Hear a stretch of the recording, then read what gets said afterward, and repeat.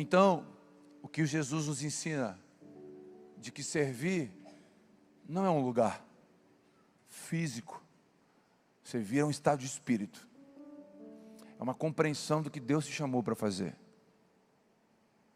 Jesus nos ensina a servir mesmo quem cospe no prato que comeu.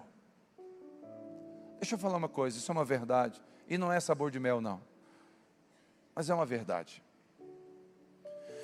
Eu falo para os pastores que a gente conversa, que um dos ministérios pastorais é lavar prato. Você já viu esse ditado popular? Aquela pessoa cuspiu no prato que significa que ela foi ingrata, virou as costas, falou mal, mesmo depois de você botar ela dentro de casa, depois de você dar chance, ela cuspiu no prato que comeu. Então, um dos chamados pastorais, sabe qual é?